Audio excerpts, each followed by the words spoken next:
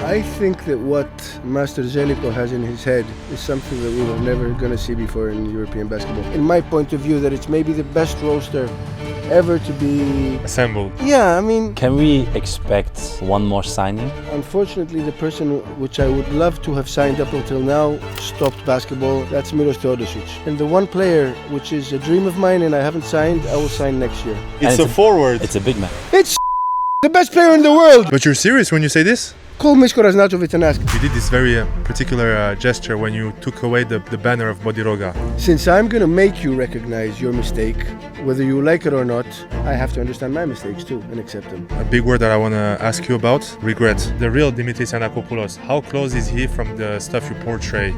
Another big subject of your life has been your father. If he was in front of you today, what would you tell him? What I would tell him is that... So hi, I'm Dimitris Giannakopoulos, owner of Panathinaikos basketball club, biggest club in the world. We're here on Euro Insiders. I suggest you subscribe, you like, you click, because that's where you're going to find everything about basketball, all the good things. A little bit more about this special games against Olympiacos, and we saw about this year's Greek final, a very, very sad incident between Tyreek Jones and Kendrick Nunn. The incidents between the athletes, unacceptable, especially when it's not in the heat of the game, but it's in the locker rooms. Yeah. This makes it terrible. I understand something might happen on the court. Your blood pressure is at 1,000 degrees, I don't know, whatever. But we are, all of us, an example towards people. We should try and keep our calmness. And I'm saying this to myself to hear it as well. Yeah. So that I was not in agreement with. Now, sanctions. I think that in these kind of cases, severe sanctions should be in place in order to... And also because they are unacceptable. Now, of course, compared to paying 300,000 for not for entering an arena, which I had to pay in the Jordi days. That's I mean, it's nothing. 300,000? I paid 2.2 million altogether. 2.2 for going million. to the stadium, for posting Instagram stories. But why? Why? You should ask them. No, he's already left anyway. I don't know. Are we going to see a more calm version of Mr. President? You can't see a calm version of me anyway. I've been sanctioned, I don't know, for many, I think for 3 next lives. Are you learning from it? Are you like calming down, or you're like, fuck it, this is me, I do what I do? Of course I'm learning. I never protest if I'm not provoked. And when I see what I saw against Valencia as a cherry on the whole season, I was provoked. I should keep my calmness. I don't doubt that. That's when you went behind the table? I didn't even reach behind the table. I was behind the Panathinaikos bench. Yeah. And a step or two more, asking for a foul. Not cursing, not swearing, not asking for a foul. And I got 3 game for that. Exactly the 3 games if you would have gone until the final. I didn't say it, you said it. There were crazy theories, people saying, oh, now they're going to lose the 2, win the 3rd, so he's here for that. I mean, the extent that it takes... Panathinaikos is a club which will never lose a game in order to gain anything. Gain a position, gain something like, especially something like this, which has nothing to do with the game. I didn't saw Valencia winning both at Oaxaca. For me, it was impossible. Yeah. By the way, why this happened? Because we're still looking because we were commentating on the games, and everyone was saying sweep, maybe 3-1. My personal opinion is that most of our guys believed that after 2-0 it was going to be an easy night, where there is no easy nights. There is no easy games, especially against Valencia, which was one of the really, really, really good teams this year. Maybe a few calls were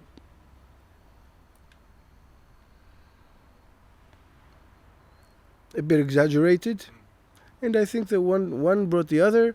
Then losing the first match, you start being anxious. You get Radovic on his last game.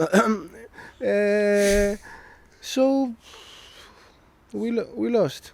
What do you think about more? Winning the EuroLeague in 2024 or losing Game 5 this year?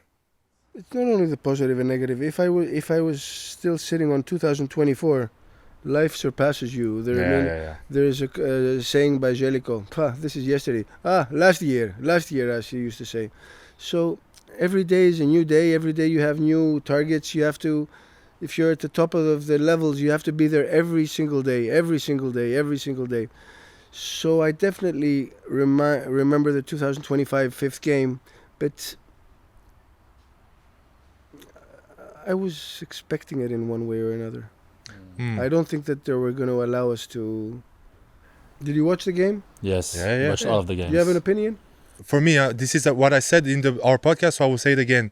Because there was a team that is based on star, greatness, talent, known names, and a young team of Valencia that has everything to prove and young. And they started the game like it was coming to them, Panathinaikos. And Valencia was just the thief like this, hungry like to kill everything. I fully understand. And on the same way, Pana was with the teeth in Valencia the first two games. Yes. Remember? The energy You're was absolutely correct. We were not hungry. The energy was different. We went in there fulfilled. We thought that our jersey was going to win the games. That never happens. But on the other hand, you don't always have to play your best to win. You can play medium and win if there is no pushing on the other side. I mean, in these moments where it's like everything is on the line, do you try to give them extra motivation? Like, what do you tell the locker room? Depending on the time, depending on the time of the season, depending on what went wrong, because basketball is a game. In a game, you win and you lose. We said it before, if you cannot lose, you're never going to win. So loss is part of the game, but indifference by anybody in the club is not acceptable. You have to give your 100% every single night, not night over in any nights, 100% every single night, because you're a professional that gets paid much more than, you're in the smallest percentile in the world with the money that all the players get in any sport.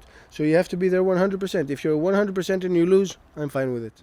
We saw this quote of Nigel that reacted to like some fans speaking about him, where he said after the finals. What was the quote again? He said like grown men crying over a child's game. And then we saw the comment on this from also your former player Kutulai, right? Ibu Kutulai, that said, why do you say this? You make so much money. This is not a child's game. So much people put passion in there. Like, what's your perspective on this state from Nigel? I don't want to say anything about his statement. We have a free speech, but what I can say is that professionals must be professionals. Professionals must be professionals. I think that Nigel is one of the most serious players that exist. He's very professional. He goes to the stadium first, he leaves last. I have no complaint from Nigel. Nigel's a great guy. He's a great athlete. He's a great professional, and I'm sure that this year we're going to see lots of stuff from Nigel. People forget that he came during the season. It's whether you like whoever your name is, it's hard to adapt in the middle of the season. Like, it's not easy. And now bringing Yabusele, of course they have a bit of difference, but they still more or less the same. Totally different players. Yes, but they can also still play the same position, and I think on the power forward you have the two best guys in Europe. Like, this is crazy. So you think that Nigel is going to be a power forward? I don't know. Maybe Željko has some magic plans that I don't know about. On the way here in the minivan, I was in the front, and in the back I kept hearing the debates about who is going to play which position. Like, there's no way that this guy starts on the bench, but there's no way this guy plays small five. It's so interesting, and I'm very, very interested. Well, if you play Nigel on the 3, Yabusele on the 4, and Matthias on the 5. Nigel on the 3, maybe. This is going to be like volleyball. No, he like, oh my God, I'm so excited. They're just going to be so tall, it's going to be volleyball. Yeah, and then you put Nunn, and then you put Bodiroga. I think that what Master Željko has in his head is something that we were never going to see before in European basketball. And because European basketball is going towards that direction, that what he has in mind. Which direction? Big bodies, fast game. You mentioned Željko.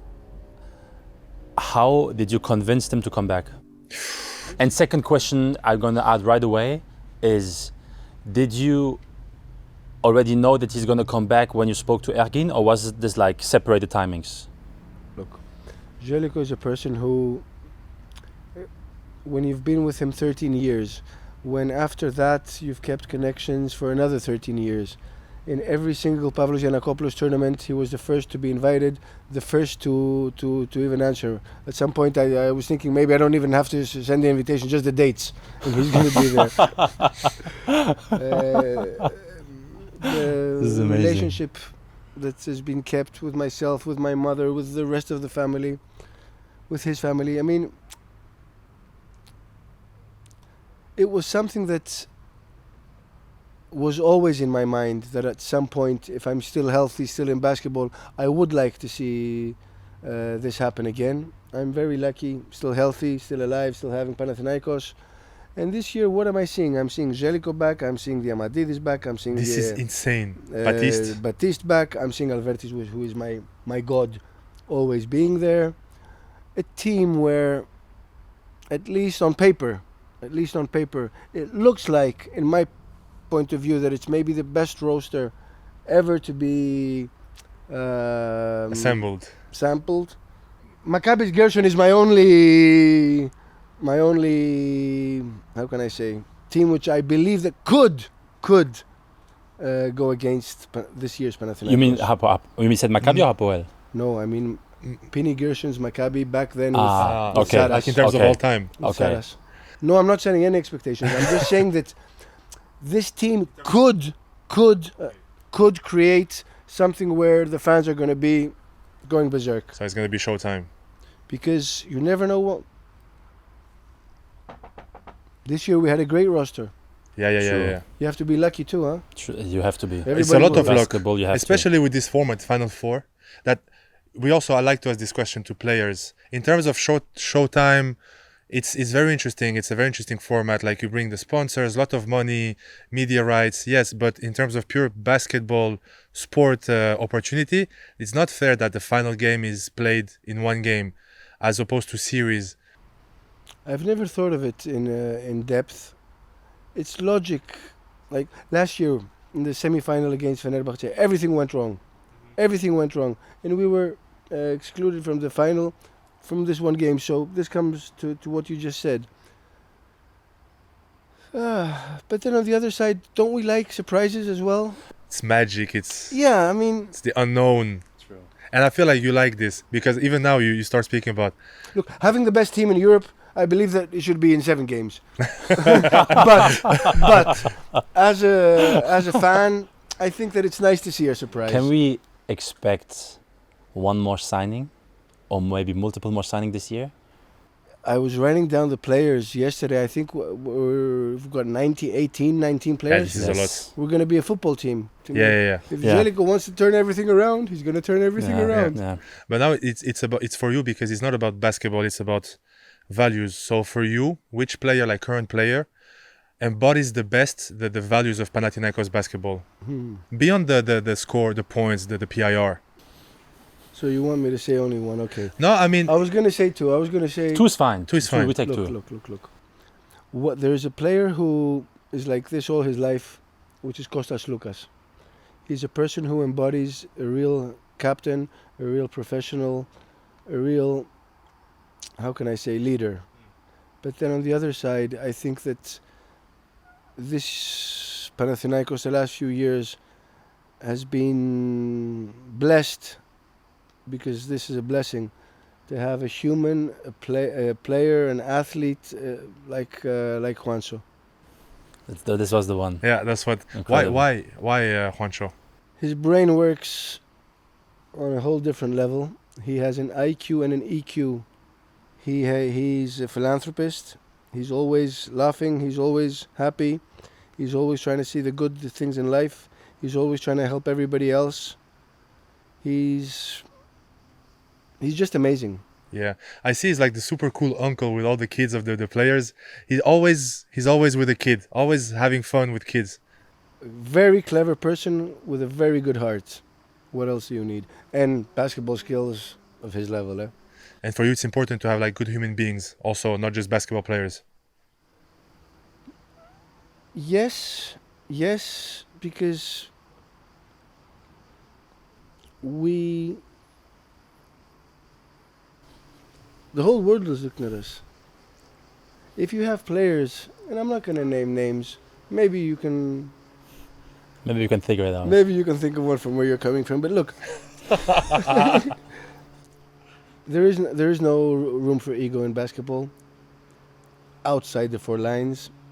And when you're a good person, it works everywhere, not only in sports. This episode is brought to you by Betsson, a dear supporter of international sports with 60 years of experience represented in over 24 countries around the world. In basketball, Betsson sponsors the Lithuanian national team, the Lithuanian National League, Aris Betsson, Peristeri Betsson, and Mykonos Betsson. In football, Betsson even supports powerhouses such as Inter Milan, Club Brugge, Racing Club, and Boca Juniors. Beyond football and basketball, Betsson is present in so many other sports, reinforcing its commitment towards the athletes, the teams, and the sports community globally. Thanks again, Betsson, for supporting this episode. Without this trusted partner, all of this wouldn't be possible. Thank you so much for bringing these incredible conversations to life. We truly appreciate you. On to the next one.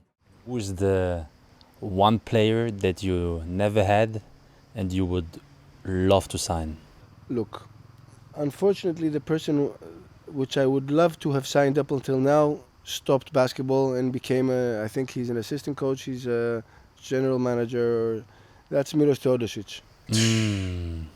I think that probably after Saras, most clever person on the court, after Dimitris Diamantidis, the most multi-talented player on the court, I think these 3 are, let's say, on a league of their own. So I would want Milos Teodosic. And the one player which is a dream of mine and I haven't signed, I will sign next year. Oh, wow. But the thing is, I've got 3 of them with a 3-year contract. What am I going to do? Where is he going to play? Anyway, it's what I was thinking last night. Okay, we got Yabusele, we got Lesor, we got Fal. Fantastic. Where is he going to fit? And It's Matthias. a forward. It's a big man. So it's a big man. Jokic, the best player in the world. Kala, don't laugh at all. If I don't sign Jokic, I'm not leaving anywhere. I'm not going anywhere. Anyway. But he said that he's going to sign next year for the biggest contract in the NBA history. I saw. He has. Look, this year, I tried to make a proposal. I'm not going to... But you're serious when you say this? Call Misko Raznačović and ask. But look, I don't want to... This is something that people are going to say, okay, now he's joking. I did make a very serious proposal this year, both to his team and to him. I got a rejection. I know that he has 1 more year contract. Can we say the approximative offer or no? You know the numbers. Yeah, we know his numbers. So I mean, it's 350 something million. No. In NBA. That's what they're saying, that this might be his new contract coming in. Yeah. When I asked, he had a certain contract running. This was his last year. Yeah. I tried to buy out his last year. Okay. They didn't even... I mean, it took a few seconds to say who, Greece, where, what, buy from his team. But... Maybe later. Let's wait until next year. Jokic in EuroLeague would be insane. I'm a person with high highs and low lows. What is Diamantidis' role going to be in the team? That's the coach's decision. So he's going to be on the technical part, not the business part? No, not the business part. Technical he's going to be okay. part of the whole... How can I say? The whole family which is on the court. Okay. I don't know if he's going to be on the bench. I don't think he's going to be on the bench, but he's going to be part of this... What's your relationship with him? My relationship with Dimitris, she's been in the club so many years. It happens that usually we meet in the same resort in summer. We always have a dinner or a lunch together, play maybe some rackets. Of course, he's always afraid to come and play some basketball with me, knowing he's going to lose. But it's great. Can you just tell him that he should do a podcast with us? Dimitri is a very, how can I say? Introvert. He's an introvert. But I'm sure that you can convince him. You convinced me. I speak once every 5 years. And it's with us both times. Thank you so much. Huh? But coming back about Željko, it's a more personal question. the fact that Željko and your father were so close, because he was beyond basketball. Like what was going on in the past period with Željko in Panathinaikos is unmatched. We spoke with Dimitris. Everything that was going on in this club was unreal. And the fact that Coach Željko was so close to your father, does that make this reunion for you even more special? Look, I have a personal relationship with Željko which is such that it doesn't. The relationship he had with my father cannot affect the relationship he has with me. We have. It's already fantastic. What has affected it and made it even stronger is what I told you before. He didn't care where the tournament is going to be. He didn't care when, whatever. He would cancel everything in order to come to the Pavlos Giannakopoulos tournament. And this is something which I'm going to respect till the day I die. Željko he's in my heart. He was, he is, and he always will be. I remember a interview of you that I watched, a pre-tournament interview of the Giannakopoulos tournament. I don't remember which one, where you said that there's more pictures at your father's house of Željko than of you. Okay, look. In a special room, which is for his Panathinaikos, let's say, room that he had, it's a shoot. But I was exaggerating if you put in the whole house. I mean, come on. I wouldn't love him that much if he had more pictures than me. Oh, amazing. It just popped up to my mind again. You did this very particular gesture when you took away the banner of Bodiroga. Because everybody makes mistakes. Dejan has been for Panathinaikos a legend. Dejan has been for European basketball a legend. And Dejan, most of all, is a friend. So putting everything aside, he's a friend. Now, the fact that he's not a person who has left basketball, he's a person who is still in basketball. He has a certain position. When we're still on the dance floor, we have to be clapped and we have to be criticized. So I was not happy with a few things, but my decision was definitely wrong. And this will be corrected. This will be corrected. So the banner will be back. The banner will be back very soon. Okay.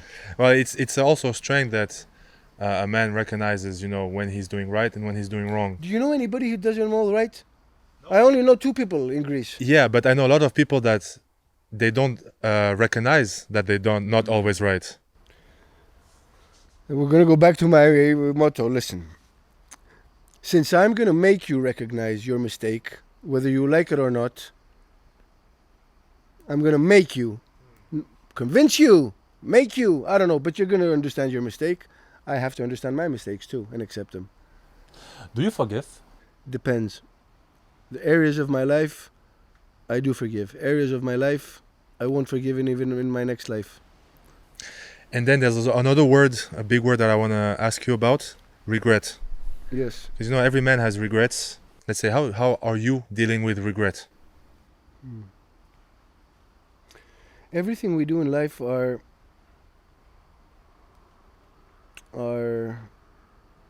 is what builds us, what we're made of. So we're made of positives, negatives, correct decisions, mistakes. So I don't know if I actually regret things. I go back and try to replay them in my mind and see what I should have done different. For example, I went and left something on the bench of Olympiacos on one... The underwear.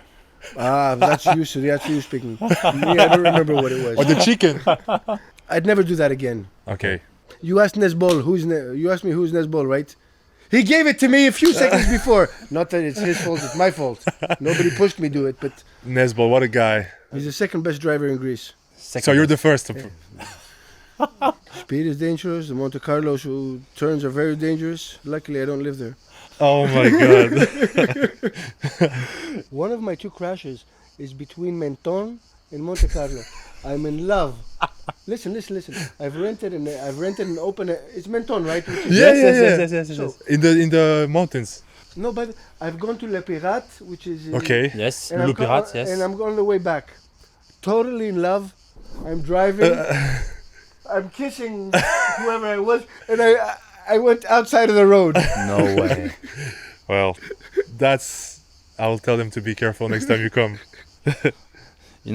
When you have two ways to go in life. I heard recently that regardless the choice you take, even if you kind of know halfway it was not the good one, you still should go full speed in the moment. You think the same? Why would I pursue a wrong decision in the first place? Like you try and maneuver. I'm a person who is very easily convinced. Very easily convinced. I try to listen to many opinions, and I'm not I don't know everything. I'm easily convinced. President, another big subject of your life and the legacy has been your father, and I would like to share a personal story that we had with the general manager of the former hotel that hosted us when we said that we will come and make a podcast with you. And I'm not joking, he was shaking and almost crying when he said it. He was looking for a job in the pharmacy or wherever shop, I don't remember. And your father was going in and he was going out, and he said, "Didn't you just came from an interview?" And he said, yes, Mr. Pavlos. He said, "Okay, take my car, go wherever you need to go." And he said, "No, I already arranged the taxi, I'm going to the airport." He said, "No, cancel, I don't want you to pay for it, take my driver." And he met him 2 seconds before. Years later, I think 15 years later, I think, one of the islands, I won't be able to say the name, he becomes the GM of this hotel. Your father comes in and recognizes him right away. And from this moment where he told me the story, he said, "You're doing DPG, please tell him my big regards." And he said, "Whatever you need in Athens, we take care of you." And he took care of us since this day. Incredible, no? My father used to help many, many people. He was always an open-hearted person.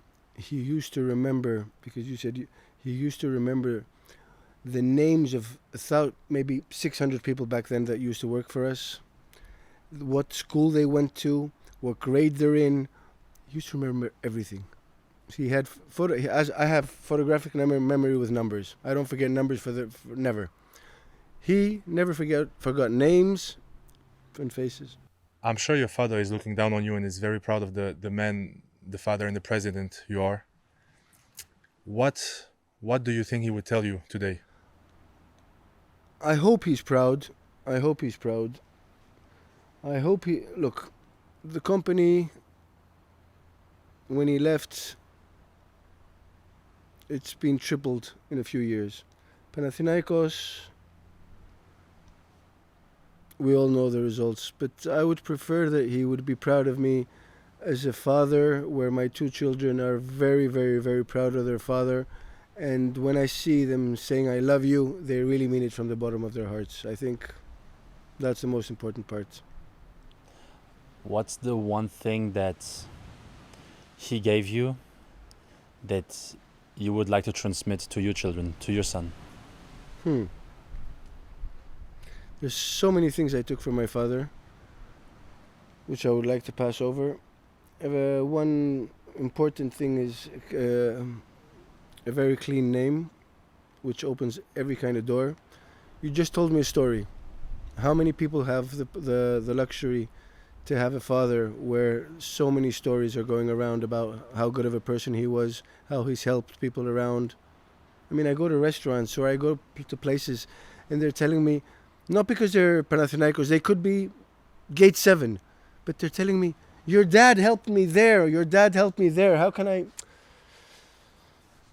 I think that's much more than any kind of zeros in the bank or any kind of legacies. You speaking about your father like this is extremely emotional, because it's not something that everyone has, right? And when you have it, it's important to recognize it and cherish it as much as possible. So even you as a grown man, as an adult, as a father, to speak like this about your father is inspiring for people to watch and look back on. We're living in much more difficult periods. Society was more clean back then, and it was easier to leave a clean name, because in the past it was more important to be respected than to be intimidated. Mm-hmm. In today's world, I don't know how much respect is respected. What does it mean to be respected in today's world? Because as you said, it's very different today. Exactly. What is it? Who gets through today? Because before you shake hands, it means your life is in the other person's hands. Now, what does the shake hand means? Depending on if you're old cut or if you're one of these woke agenda guys. You were raised in this world where the world means something, a handshake means something, respect means something, and the world has completely shifted from this, and now it's everything super corporate, emails, everything on the screen but not in person. You coming from the old school, how do you balance this new life with the new school? I don't know how to change the channel. I'm happy that Nova and Cosmote did the collaboration and I don't have to change the channel. I really don't know how to change the channel on the TV. Trust me. By the way, one more question about social media. You post your stories is something everyone likes to talk about. But the real Dimitris Giannakopoulos, how close is he from the stuff you portray on social media? I think you can answer that yourself. I think the question is more, how much do you show?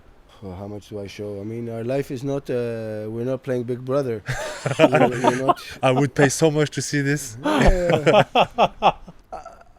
I'm sarcastic against myself many times. I mean, I don't care. I told you, if you're okay against your mirror, you don't have any problem to make fun of yourself. Yeah. So I'm not ashamed of anything that I post. I'm not ashamed of anything that goes out. This is me. You like me? Great. You don't like me? Block. Yeah. Sometimes, you know, we're awake at 3 a.m. and we see a story, you're like, oh, it's go time. And you're either on a... No, you know what? I mean, I hear people, how is he listening to music? We lost. Life is life. We're going to win, I'm going to hear music. Yeah. We lost, I'm going to hear music. I don't understand. Imagine like people judge you in today's world because you listen to music. Like, where are we going right now? People like to judge for everything. I've seen people, and this is a message to somebody today, which I read a story. I'm not going to say who. There are people pointing their fingers, saying this and this and this and this and this. And they don't even think that, am I the one doing this before I point a finger to somebody? That's a good point. I think, Mr. President, we're approaching the end of the podcast. And I want to make another bridge with the time we see you 2 years ago. And I don't know if you remember, we gave you a book and you wrote a sentence.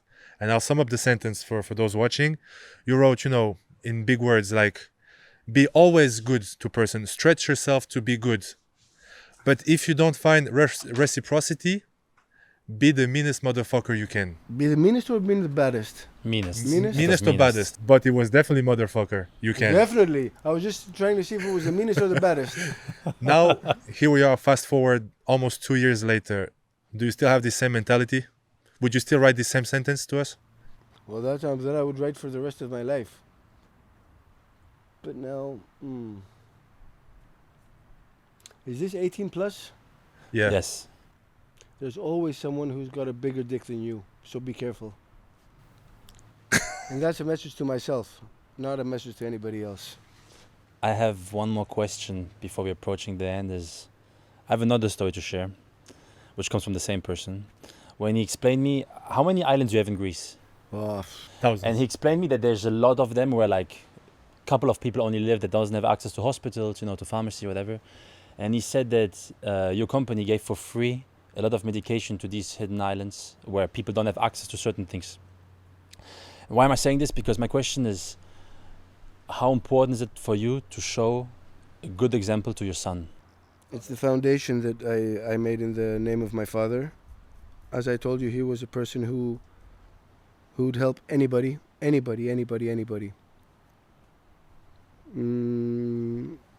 So I'm doing it mainly in the remembrance of his name, and not as something that I would, not even for my son.